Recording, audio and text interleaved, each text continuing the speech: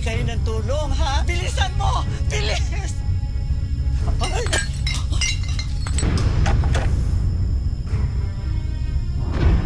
Tay! Labas yun ang pera ko. At hindi ko kayo sasaktan.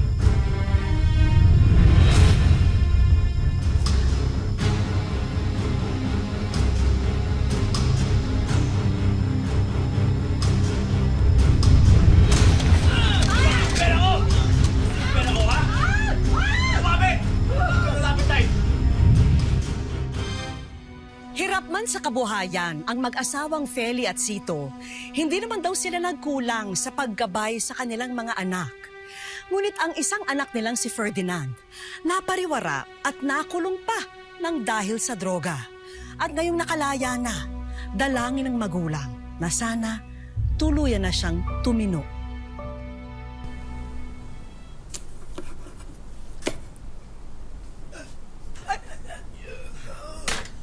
Oo, matatapos ko ito bago pa sila dumating at aayusin ko yung kwarto niya. Huwag ka mag-alala. Diyos ko.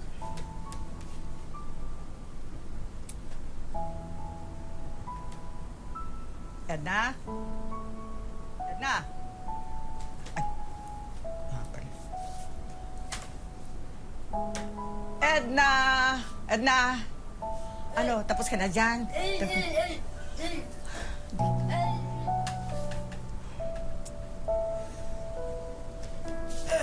No! Ang kulit mo! Aayusin ko sabi, sige! Matigil ka na lang. Ikaw ang magtuloy ng ginagawa ko at ako na mag-aayos. Bilisan mo, ha? Tay! Tay! Andito na po si Ferdy! Anak! Naku, Perdi! Perdi, anak ko! Naku, anak ko! Ang tagal mong nawala sa piling namin ng tatay mo. Kumusta ka na? Hindi ka ba nanibago dito sa lugar natin? Naku naman, Nay, nagtaka ka pa? Eh, halos 15 years kaya yan nawala dito. Pasensya ka na, anak, ha? Hindi kami nakasama ng tatay mo sa pagsundo sa iyo, ha? Okay lang po yun, Nay. Salamat. Uy, siya nga pala. Kanina pa naghihintay sa'yo ang tatay mo. Surpresahin mo. Dali, masusurpresa sa'yo. Matutuwa yan.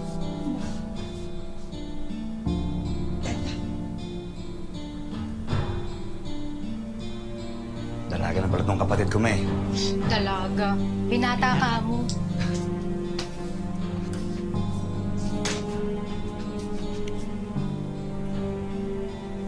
Tay.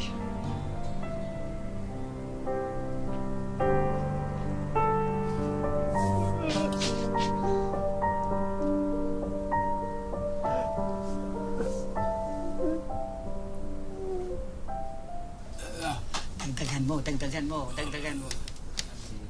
Ayan, ha? Oh, marami pa yan, ha? Ang sabi ng tatay mo, kumain ka lang daw na kumain. Sige po, Nay. Ngayon nakalaya ka na, magtinuna ha. Naku, tigil-tigilan mo na yung mga bisyo mo.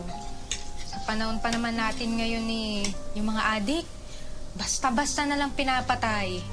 Mamaya, makita-kita kita, kasama mo naman yung mga dati mong barkada. Okay lang po, Nay. Sige po, ate. Ano ba ang plano mo ngayon, anak? Siguro, Nay, maghahanap po ako ng trabaho. Oh, sabi ng anak mo, maghahanap siya ng trabaho kay driver, kay perpentero, kay pintor, kay ano.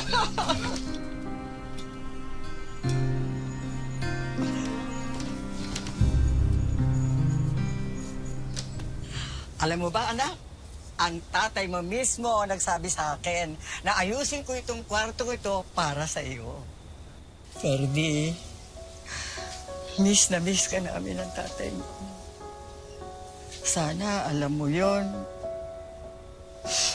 At sana huwag mong iisipin na hindi kami gumawa ng paraan para matulungan ka makalaya. Ginawa namin ang lahat, pero talagang kapos tayo sa pera. Pero, babawi kami. Pangako sa'yo yun. Babawi kami ngayon. Sige po, Nay. Gabi na po.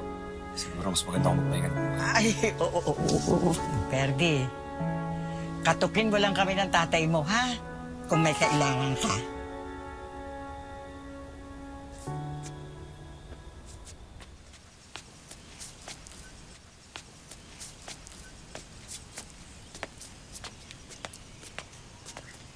Tol!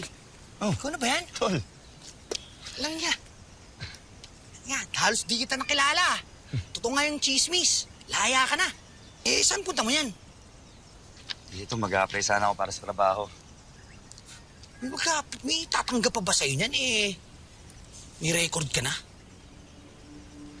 Mga tol pero baba ka sakali lang. Baka meron dyan na gustong tumanggap sa akin. Ikaw, kamusta ka? Eto, ganun pa rin. Medyo ingat-ingat nga lang. Alam mo na, mainit ngayon. Tara muna sa bahay, pre. Miss ka namin eh. Tol, siguro di na lang muna. May kailangan Ano ka ba? Parang wala tayong pinagsamahan eh. Pre, miss mo ba? Meron ako ngayon. Lahat ko na to sa'yo, pre.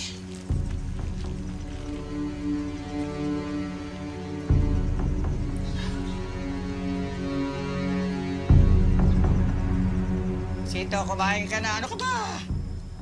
Hoy!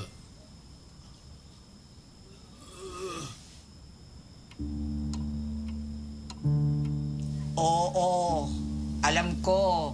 Huwag ka na mag-alala. Darating yun. Maya-maya lang nandyan na yun. Ano, kain na ba?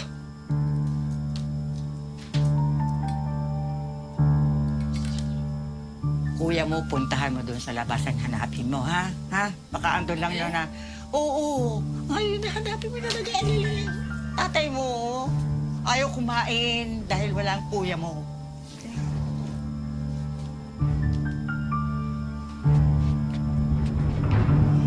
Oo, yun. Ano, tol? Ating gawi. Ikaw ulit. Kailangan ko kasi ng katulad mo eh. Subok na. Sige, tol, pero sana maging maingat tayo kasi siyempre ayaw nang bumalik ng kulungan eh. Oo naman. Oh, tol. Balato ko sa'yo. Tanggapin mo. Sigurado ka ba? Oo, tol. Ayos na yan. Tol, mukhang may sundo ka. Wala ako. Sige, tol, salamat ah.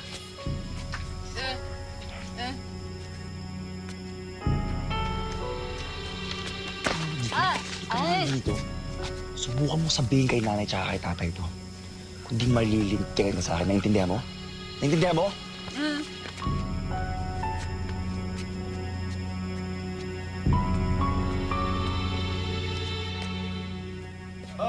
Ay! Ano? Anak, kanina ka pa hinihintay ng tatay mo. Kumain ka na. Ayaw kumain kung wala ka eh. Dito, hindi. kain ka na. Okay na po ako, Nay. Kumain na po ako.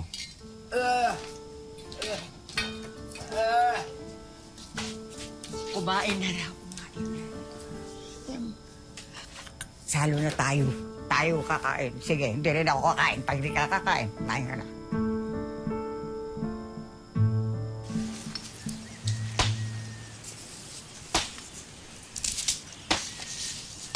Hoy! Hoy, hinto muna yung kalakal mo, ha? Hinto muna, hapon na. Gisingin mo ang kuya mo. Tutulog, gisingin mo, sabi mo kakain na. Ay, pumunta ka na. Gisingin mo na. Gusto mo pa ako magalit, ano? Siya.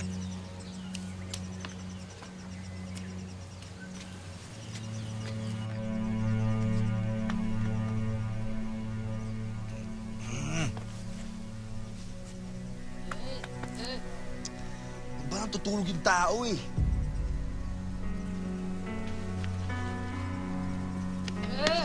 Ba? Ang kulit-kulit mo, ha? Ka dito! Bata ka? Ang kulit-kulit mo, ha? Kita mo natutulog yung tao, eh! Gigisingin mo ako, ha? Di ba? Late kang babae ka! Ka dito! Wala kang respetong babae ka, ha? Ka dito, ka dito.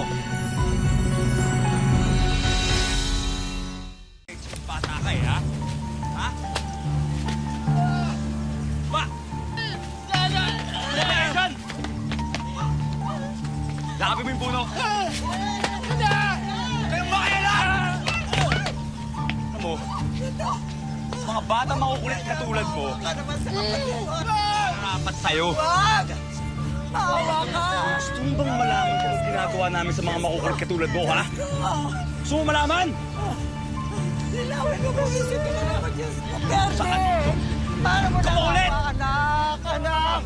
Masyang ganun, anak! Letseng buhay to! Sa tingin niyo bang masahol to? Mas masahol yung ginawa nila sa akin sa loob ng kulungan. 15 taon ako nag-TS! At nasan kayo? Ha? Pinabayaan niyo ako! Kasi ito? Hindi naman ako tawad sa'yo. Todo potensyal tayo dito sa babaeng to! Ha? Wag! Wag! Tama na! Tama na! Sira-sira ang buhay ko dahil sa inyong dalawa! Talagan mo na!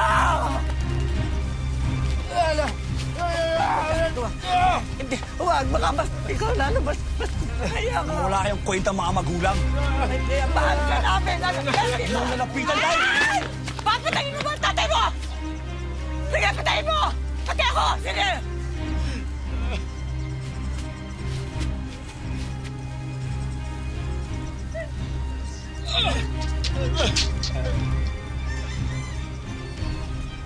Huwag mong...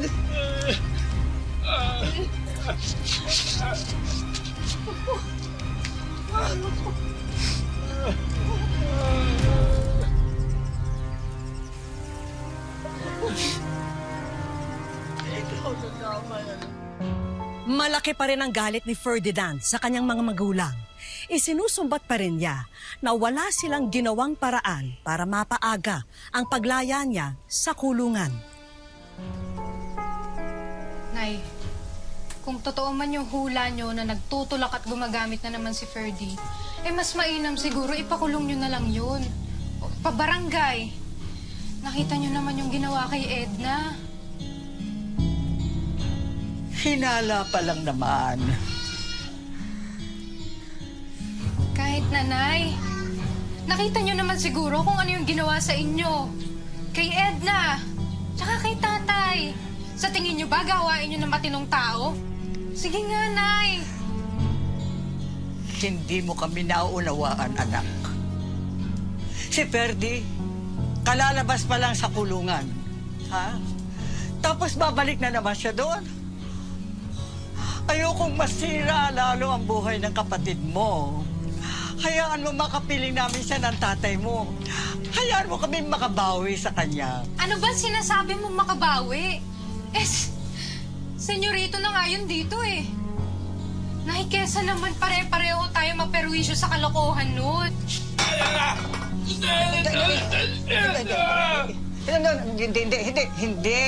Hindi aalis dito si Ferdy. Hindi aalis ang anak natin. Dito siya titira. Dito hindi niya tayo iiwan. Dito siya titira. Ewan ko ba sa inyo? Dapat kasi pakulong na yun si Ferdy. Dahil wala namang magandang na idudulot yun sa atin.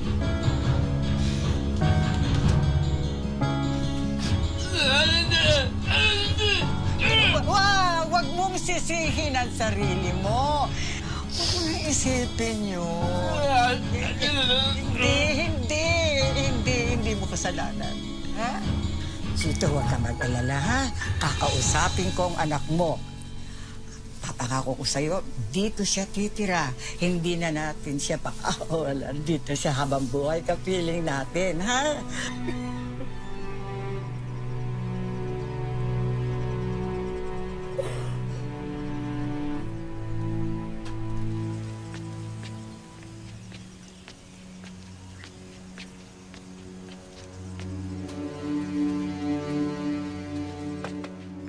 Baka pati yung kinita natin, inubos mo na. Tol, relax ka lang. Hindi mo mawala yung pera natin. Sa bahay lang yun. Nakatago. Graduhin mo lang, ha?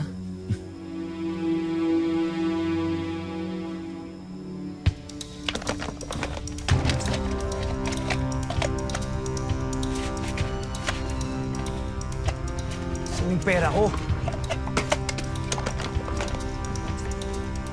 Asan yung pera ko? Nay! Nay! Nay! Asan yung pera ko?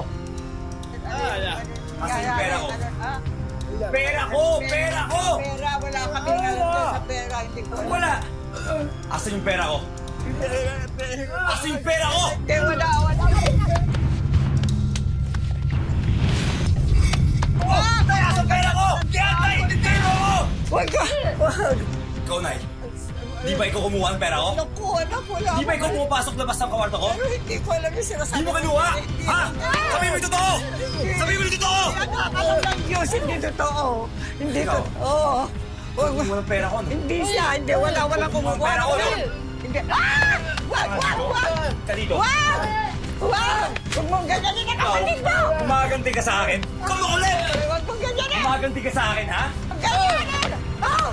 Hindi nyo nalabas yung pera ko? Ha? Wala kami Hindi nyo nalabas yung pera ko? Wala Ha? na. Hindi nyo nalabas pera ko? Awa ka na kami talaga. Sabing labas yung pera ko eh! Ikaw! Wala sa'yo? Ikaw! Wala na. Alam ng Diyos, wala. Wala.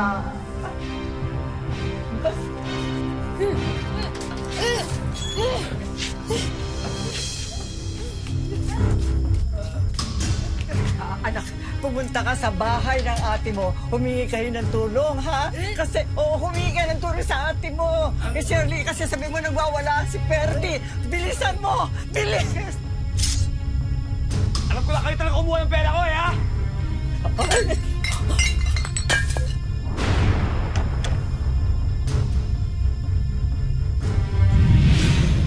Tay! Tay! Tay! Ilabas nyo ng pera ko at di ko kayo sasaktan. Dali na, huwag na kayo magtago, Nay.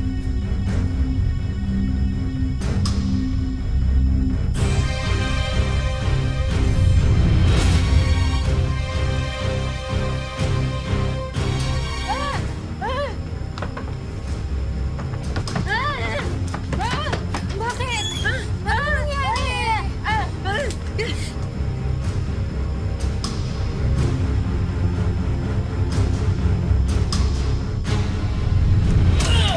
Pera ko!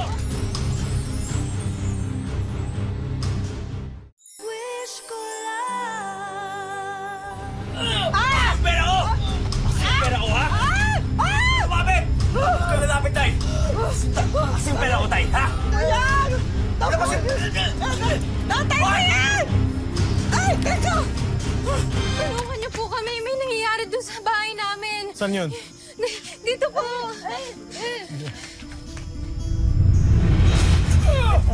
Saan pupunta, ha? Anak, uminahon ka. Wala talaga kaming alam sa pinagsasasabi mo. Hindi namin alam yung perang yan. Oo. Tatanungin kita ulit, huling beses na to. Nasaan yung pera ko? Ilabas mo na. Anak, wala. Nasaan yung pera ko? Wala ako talaga mailalabas. Wala? Wala kami mailalabas. Wala kayo ilalabas? Wala. Ganun, ha? Ay! Tay! Nasaan yung pera ko? Ilabas yung pera ko! Tay, ano ba yan, Tay? Tinan mo, tayo na nga tinutulungan, oh. Tay!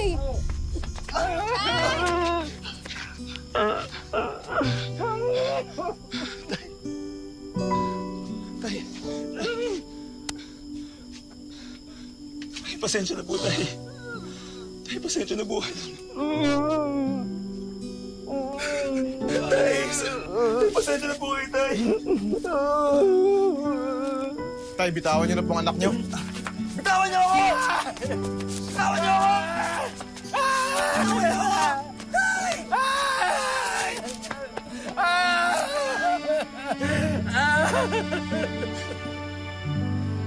Tay, hayaan mo na, Tay.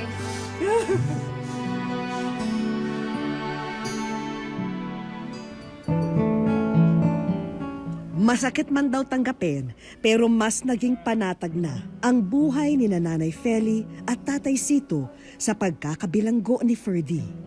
Ako po, naiintindihan ko po, nakikita ko po, namumula yung mata niya, tsaka nagagalit siya.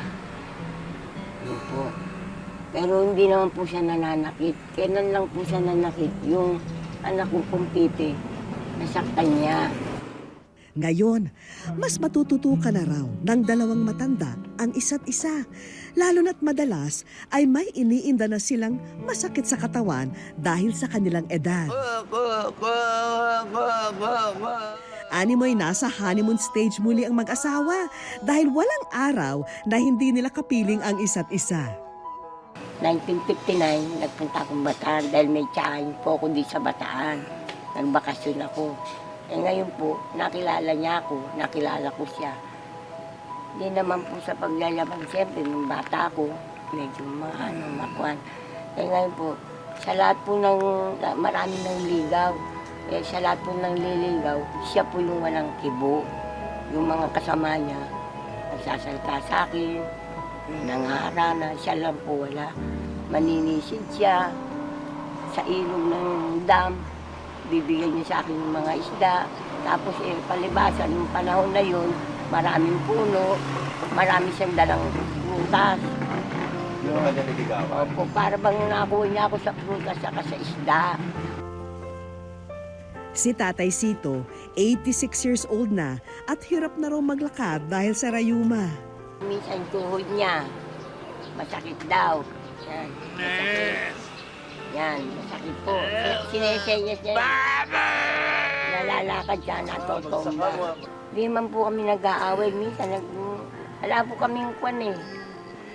Di man po kami nag-aaway niyan eh. Kaya minsan,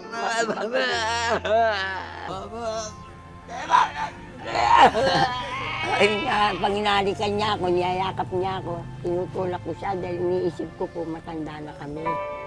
Masaya man ang mag-asawa, kakambal pa rin ito ang katotohanan na pareho silang walang kakayahang maghanap buhay at umaasa na lamang sa bigay ng kanilang mga anak at apo. Gayunpaman, hindi man naging kasing tibay ng konkreto ang naging takbo ng kanilang kapalaran pagdating sa pagiging sagana, sa isang matibay na haligi naman maikukumpara ang pagmamahalan ni Nanay Feli at Tatay Sito. Pag hindi niya ako nakikita ng isang minuto, nahanap na niya ako. Minsan nandun ako sa bahay ng anak ko, naka-standby ako doon, nagagalit siya. Panay daw punta ko doon. Kako, dito lang ako, kako, nainip ako doon sa bahay namin. Ang gusto ko po sana, hindi kami magkaiwalay, kaya kahit na pong malit lang ang aming tinitiran, habang panahon kami magsasama. Tayong dalawa maganyan. Tagal na matagal, hindi tayo magaganyan. Ganyan, hanggang sa mamatay tayo, ganyan na tayo.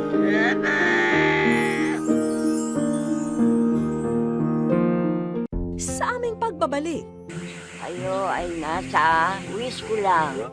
Kasi po ngayon po parang nadarasan po ngayon po pong naramdaman ko po. Kaya mas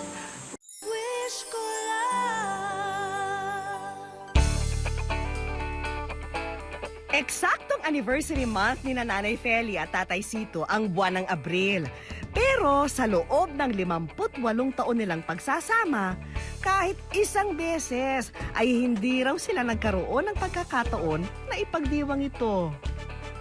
Natuon na raw kasi para sa mga anak nila ang lahat ng pera na kinikita noon.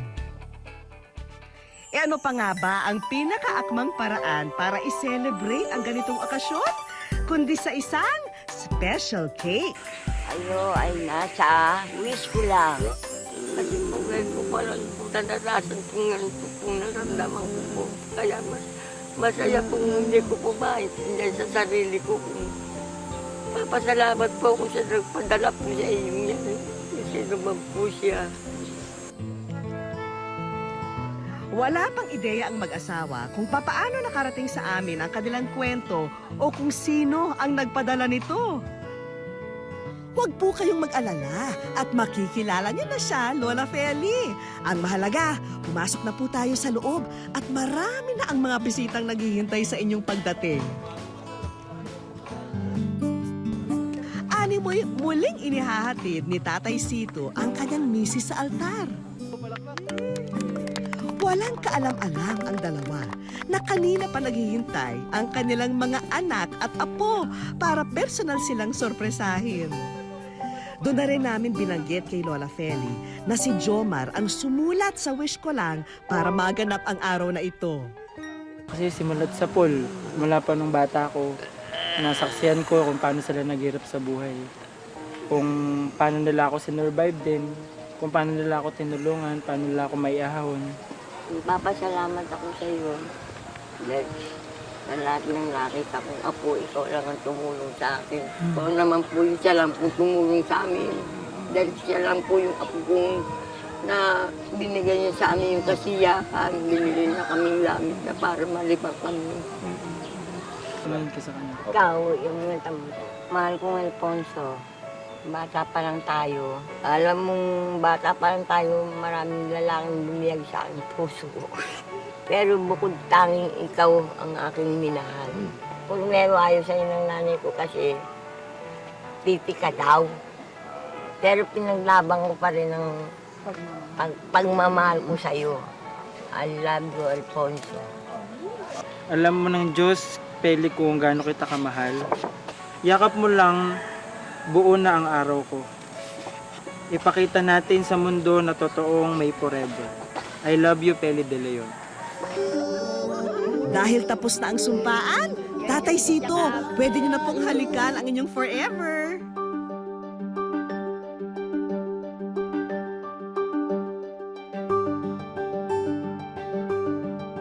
Kung may exchange of vows, hindi pwedeng mawala ang mga principal sponsor at syempre, ang reception. Dahil ngayong hapon, dadagsa ang mga regalo para sa mag-asawa. Pati ang mga gamit para sa inyong kusina at sala. Eto, at kompletong-kompleto na. Pati ang mga paboritong kainin ng mag-asawa. Eto, at sagot na ng ating mga kaibigan. Mabuti pa'y papasukin na natin si Mr. and Mrs. Alfonso De Leon. Mabuhay! Nanay Feli, nandito na po ang mga tatayong principal sponsor ninyo ngayong hapon. Tatay Sito at Nanay Feli, kami po ng Rotary Club of Metro Olonga po. Kami po ay naganda ng konting tulong para sa inyo, ng mga gamit nyo pang araw-araw. At mayroon din po kaming financial assistance. Kami po'y natutuwa na hanggang ngayon nagmamahalan po kayo. Isa po kayong napakagandang ehemplo at larawan ng isang pagmamahalan ng isang mag-asawa. Sana po tularan po kayo ng mga kabataan sa ngayong panahon. Mabuhay po kayo. May God bless you. Naghanda po kami ng konting salo-salo para sa buong pamilya at para sa inyong mga bisita. At bibigyan po namin kayo ng konting financial assistance para po makapagsimula rin po kayo ng bagong buhay. Salamat po. Salamat po. Nanay Feli, Salamat po. Maraming salamat po sa bumumurang wisula. Hindi man nakakapagsalita si Tatay Sito, mababanaag naman kung papaano kumikinang ang kanyang mga mata dahil sa labis na kasiyahan. At dahil hindi na isisigaw ang mabuhay ang bagong kasal, mabuti pa'y group hug na lang. Hindi po namin makakalimutan habang nabubuhay kami mag-asawa. Yun lang po yung masasabi ko. Kasi po, ngayon ko lang po naranasan po yung ganyan po sinelebrate yung aming pagkatanda. Kasi po, nag-asawa kami, hindi po kami sinasabi na ganun yung ganyan, ganun yung ano, ilang taon na kayo nagsasabi, hindi po namin natikman yun. Ngayon po lang namin natikman, kaya po naiyak ako. O diretso na tayo sa pinakaabangan ng lahat. Kainan na!